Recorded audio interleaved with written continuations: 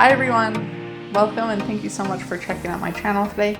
My name is Tanny and I am an independent author and somebody who really just loves great stories. So on this channel I talk about writing, books I've enjoyed, and lessons I've learned on my publishing journey. As many of you know, I am releasing a new book pretty soon. My young adult fantasy novel, Tethered Spirits, is coming out in just 2 more weeks. This book has been a really long time in the making and I'm super excited to share it with everybody. And so today I wanted to make a video to share some of the things that you can find in Tethered Spirits to help you decide if it's right for you and if it's something that you would maybe like to read. If you think it sounds interesting and you want to read a sample, the first 2 chapters are currently available for free on my website. You can also pre-order the book and submit your pre-order receipt to get some fun swag items like this. I have a signed book plate and I have a bookmark that I don't have any more of right now, but I'm getting more. So there's a bookmark that comes as well. And then this double-sided art print that has some character art on the front and then a map on the back. I will put all of the links for that down in the description, so if you want to check that out, that would be great. So without any further ado, let's dive in. Here are 7 things that you can expect to find in my YA fantasy novel, Tethered Spirits. Number 1, explorations of trauma and mental illness. As I've mentioned before on this channel, and as many of you probably already know, I am a therapist. But I'm also somebody who's had my own struggles with mental health, and so these themes are really important to me. With this series in particular, I wanted to explore how trauma impacts people and how we're able to find healing from trauma through our own strength and courage, the experiences we have, and our relationships with other supportive people. All 3 of the main characters in Tethered Spirits are dealing with some kind of trauma. This is most obvious and most heavily explored through Kasari's point of view, but you'll also find some of those themes in Aleda's and Amar's chapters as well. It is something that I plan to continue exploring in the next 2 books in the series, and it's just a really important theme to me and something that I wanted to explore in this story. Number 2, sibling relationships of all different kinds. I love seeing sibling relationships explored in fiction. I have 5 younger siblings of my own, and I always think it's really cool to see those relationships explored in stories. Many of us have siblings, so I think it's something that a lot of people can relate to. There's such a wide range of what sibling relationships can look like, and you'll find a pretty good variety of different sibling relationships in Tethered Spirits. We have older siblings who are very extremely protective of their younger siblings. We have orphan siblings who only have each other to cling to because the rest of their family is gone. We have siblings who are estranged, siblings who are maybe dead when the story starts. Sorry about that. And even siblings who maybe aren't related by blood, but who have kind of adopted each other anyways and think of each other as family. One of my favorite sibling dynamics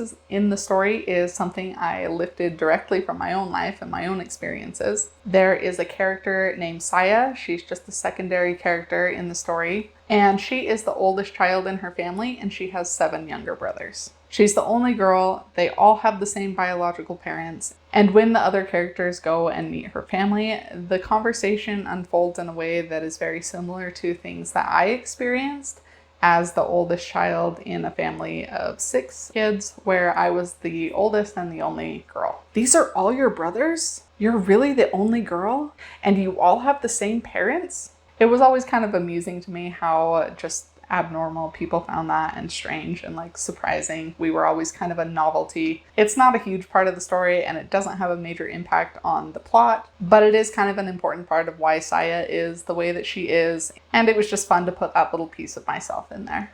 Number 3, swords and guns. Tethered Spirits doesn't have enough warfare or larger scale world altering kind of conflicts for me to feel 100% comfortable putting it in a subgenre like gunpowder fantasy or flintlock fantasy, but there are definitely elements of those things that will probably expand even more in the next 2 books. The story is set in a post-medieval world where there are things like gunpowder and cannons and flintlock weapons, but that technology is still fairly new, and so we also see characters, still carrying swords and bows and arrows and things like that. One of the main characters, Amar, carries a flintlock pistol, and we do see characters with muskets and rifles at various points throughout the story. There's even a ship battle at sea involving pirates and cannons, and that was super fun to write and is one of my favorite sections of the story. Number 4, soft and nurturing male characters.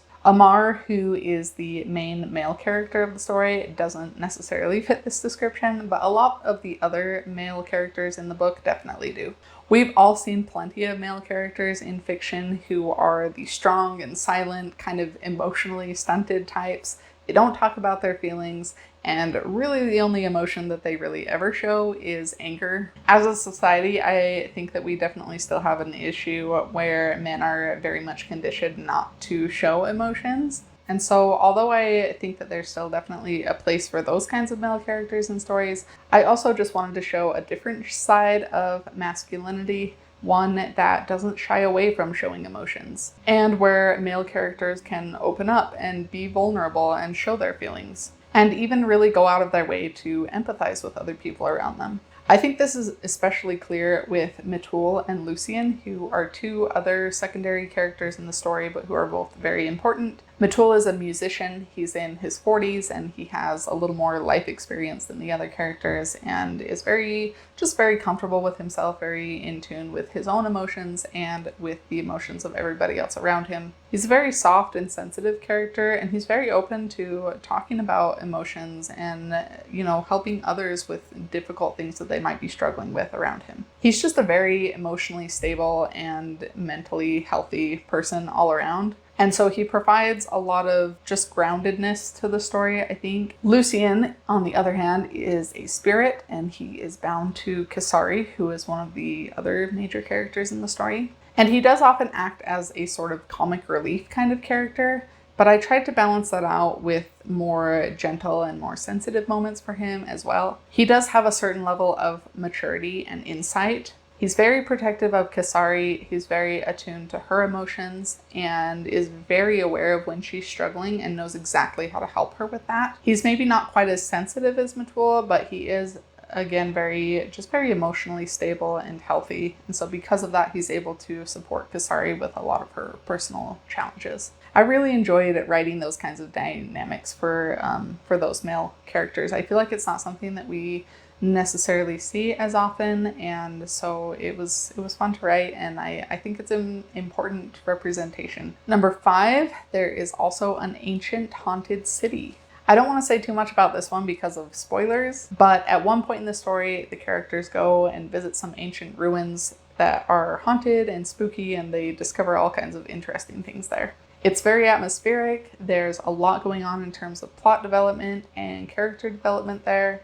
And it's probably my favorite section in the entire book. Those scenes were some of the most vivid scenes in my head as I was writing, and so I was really excited to get to bring them to life. And that section ended up being a favorite with a lot of my beta readers as well. So I hope that if you do decide to pick up and read the book, that it will be a favorite for you too. Number 6, an emphasis on characters and character relationships. As a reader, I find that my favorite parts of any story typically are not like the big dramatic climactic action scenes where there's a lot going on and it's just, chaos all around and just big stuff is happening.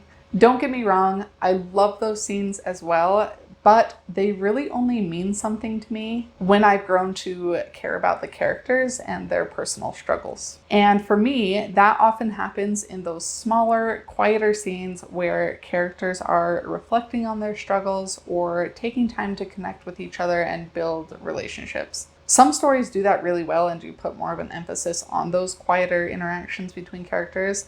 I think stories like Six of Crows are very much like character focused. The Winnowing Flame trilogy, which I just finished, did that really well.